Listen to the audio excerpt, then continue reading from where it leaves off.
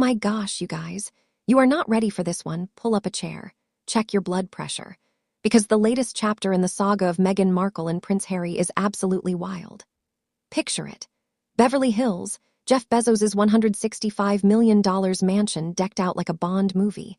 James Bond-themed extravaganza, the creme de la creme of Hollywood assembled, and who shows up strutting through the marble foyer with a smile wider than the city lights. Meghan Markle, glowing like she just won an Oscar, beaming with that "I've made it" energy, while Prince Harry, in his tux and Remembrance Day poppy, looks like a man who just realized he's in the middle of a nightmare. The whispers start immediately, the room's energy shifting the second they step in, and it's clear. What looked like a fairy tale moment is about to become a social disaster, and the night is only beginning. From the moment they enter, the first icy vibe comes from none other than Mariah Carey, the diva who doesn't even need to speak to make her presence felt. She simply ignores you. Weeks before the party, on UK radio, Mariah had been asked about meeting any royals and conveniently remembered Fergie, skipping Meghan entirely. And there she was at the mansion, gliding by Meghan with that trademark detachment, making it absolutely clear. The Duchess of Montecito was not on her radar. Imagine Meghan's desperate attempt at connection meeting Mariah's complete invisibility. It was a public snub that set the tone for what insiders describe as the night's first humiliation. But the frosty encounters didn't stop there, and as Meghan scanned the room for allies, she realized Hollywood wasn't rolling out a red carpet. It was testing her, sizing her up, and letting her know she wasn't quite one of them. Next came Martha Stewart, the queen of composure, the master of the empire rebuilt from scratch, who reportedly whispered to insiders before the party, "I hope she knows what she's doing." A polite but sharp critique of Meghan's attempt to navigate the Hollywood hierarchy. Martha's presence radiated confidence and substance as she mingled with real power players, Snoop Dogg, Oprah, genuine movers and shakers, while Meghan hovered at the edges, scanning the room for eye contact, validation, a spark of recognition that never came. The contrast was brutal. Martha, substance; Meghan, static. It was an invisible scoreboard marking class, composure, and influence, and Meghan's anxious energy made her stand out in the worst way possible. By now, it was clear to everyone. The stakes were high, and the game was not in Meghan's favor. And then, if you thought things couldn't get colder, Adele entered the scene, rare, selective, protective of her circle, and reportedly carrying memories of Meghan's infamous American Riviera orchard, gift baskets that were allegedly sent back. Imagine the tension as Meghan and Harry approached, ready to charm, and Adele, mid-laugh with someone else, simply turned her body away, eyes averted, no acknowledgement, a wall of ice between them. In Hollywood, silence is louder than any insult, and this silent rejection spoke volumes. Sources claim this moment became the pivot of the night, a symbolic verdict on Meghan's Hollywood credibility and her relentless pursuit of validation, with Harry standing awkwardly beside her, visibly uncomfortable, caught between loyalty and embarrassment. While Meghan flailed for recognition, across the Atlantic, the royals were holding their own solemn ceremonies for Remembrance Day. King Charles, Prince William, Princess Kate, and young Prince George were paying tribute to fallen heroes with dignity, composure, and a weight of responsibility that contrasted sharply with the glitz of Beverly Hills.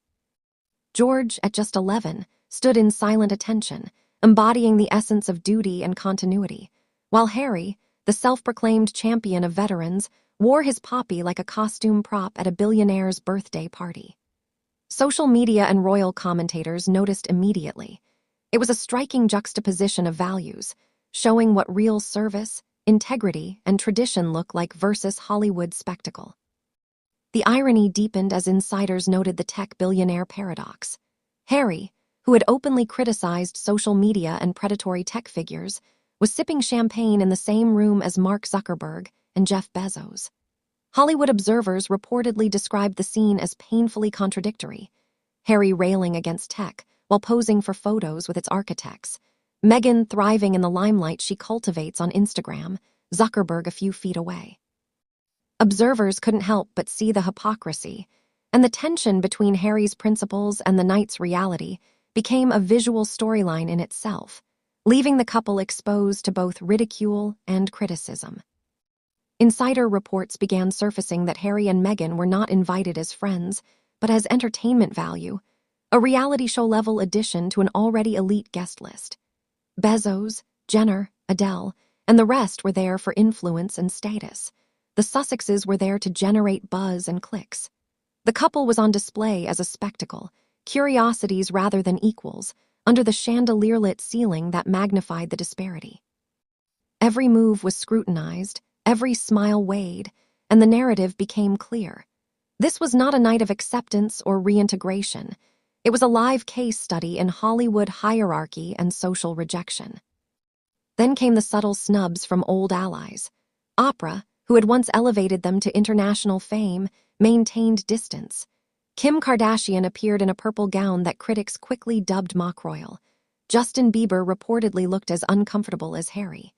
Even the cameras seemed to capture Meghan and Harry in two separate worlds, her grinning at flashes, him slumping in tension, a couple physically together but emotionally worlds apart.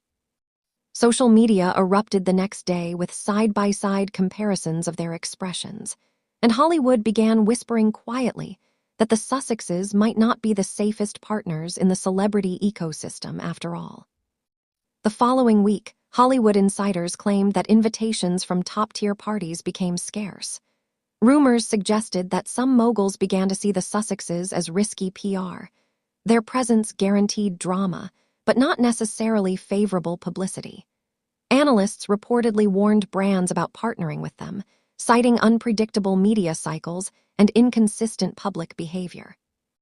The very same figures Meghan once aimed to impress now reportedly kept her at arm's length, and Harry's social campaigns seemed increasingly at odds with his public appearances.